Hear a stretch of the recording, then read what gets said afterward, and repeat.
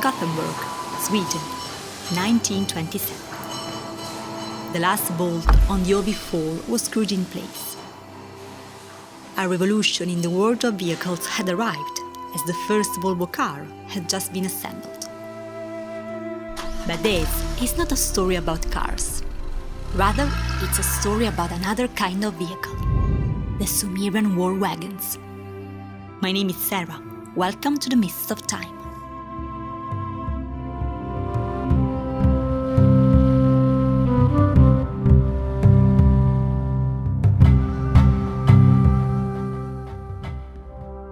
While the first Volvo was hitting the street, an archaeologist was about to make a great discovery.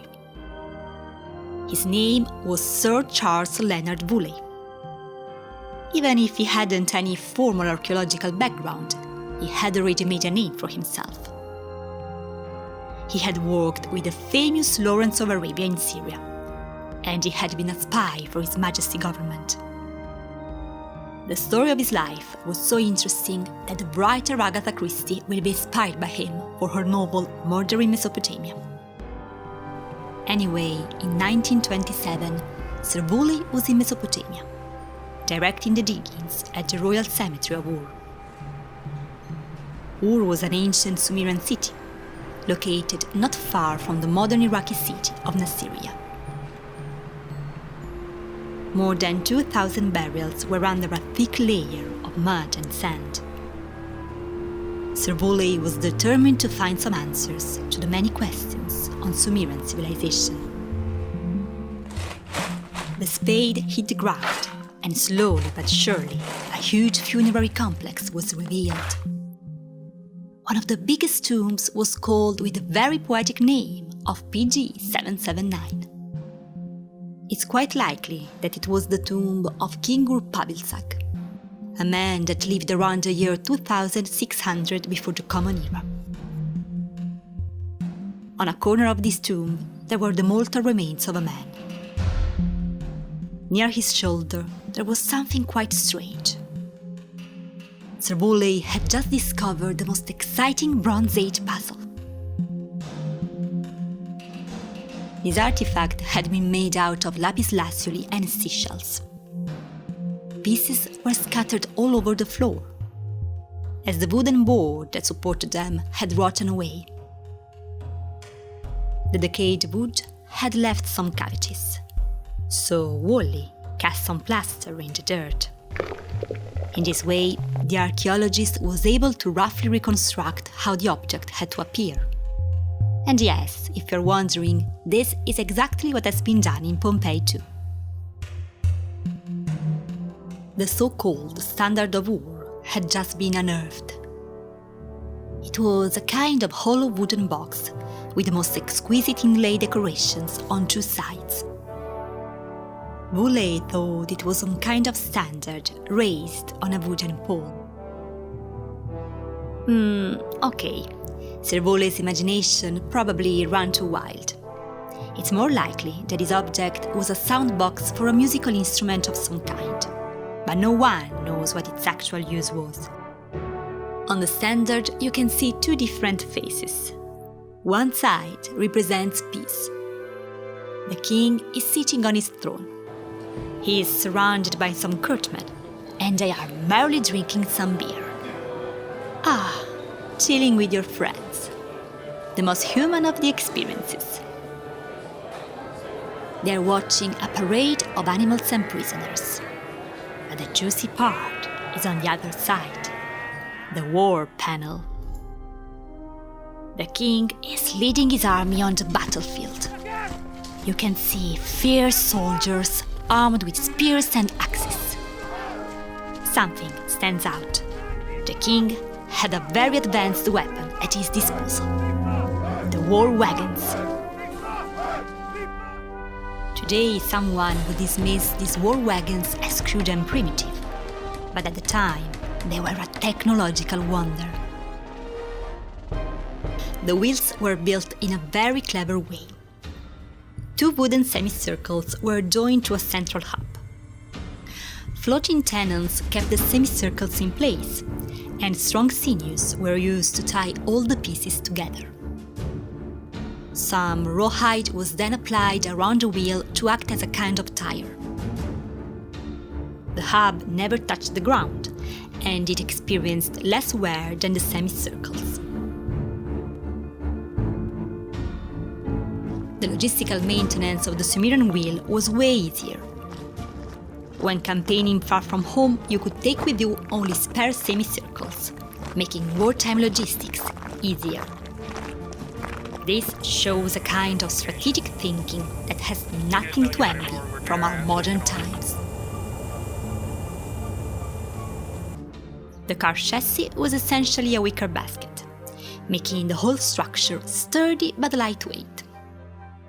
Keeping the weight down was essential to ensure the needed speed on the battlefield. Linked to the chassis, there was a swiveling draft pole, and the war wagon was drafted by some animals. They could not be horses, as they hadn't been domesticated yet. They are actually what the sources of the time call kunga. These animals were a crossbreed of domesticated donkeys and wild onagers. Onagers are incredible creatures. They are very similar to donkeys, but they can't be tamed. They can run as fast as 70 kilometers, or about 43 miles per hour. This makes them among the fastest mammals in the world. Kungas combine the speed of onagers with the friendliness of donkeys. Great, right? Actually, no, because breeding kungas was extremely hard. Wagons and carts were not anything new. The oldest wheel and axle ever to be found come from the marshes around Ljubljana, the capital city of modern-day Slovenia. They are more than 5,000 years old. So when the Standard of Ur had been built, the wheel from Slovenia was already 5 centuries old. The Ljubljana cart was drafted by a sturdy but slow ox. Comparing this cart to the Sumerian war wagon would be unfair. It would be like putting that 1927 Volvo car on the same level as a modern-day main battle tank. 4 very expensive kungas drafted the war wagon. The animals were managed by a driver, and behind him there was a warrior. His main role was to throw javelins and use slingshots against the enemy. In front of them there was a sloped panel acting like a shield. This sloped shield reveals a very advanced engineering thinking. The weight of the warrior and the driver heavily contributed to forming the center of gravity of the whole wagon. The more the center of the gravity is near the axle, the more maneuverable is the wagon. When the wagon was doing a high-speed maneuver, the driver would lean forward. In this way, the center of gravity would shift toward the front axle. So, how effective was the war wagon in battle? Sadly, we don't have direct evidence of its use. All the reports about battles of the era have been lost in the mists of time. Lucky for us, we have indirect evidence. A mound called Tel Banat had been built on the Euphrates River with white gypsum and lime-rich mud. It sparkled in the sun.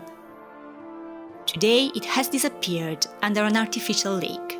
But when archaeologists explored what lay under it, they discovered something quite strange. There were some remains of men who had been previously buried elsewhere, only to be carefully reburied under the mound. At their feet, there were some sling projectiles. Among the men, there were the skeletons of some kungas and a clay model of a Sumerian war wagon. This wasn't a random pile of dirt. It was a monument to a crew of war wagons who had fallen in battle, and to their lovely kungas too. We can only imagine how these people and animals died. The sound of the whistling javelins in the air, the smell of fear and sweat, the color of blood spilling on the desert sand. The heroic death of the crew and their animals was forever remembered with this huge war monument. It's a clear sign that the Sumerian war wagons had to be very effective indeed. Next time, we'll travel back in time to take a close look at humanity's first astronomical observatory. Do not miss it, subscribe and hit the bell. Thank you for watching. See you next time in the Mists of Time.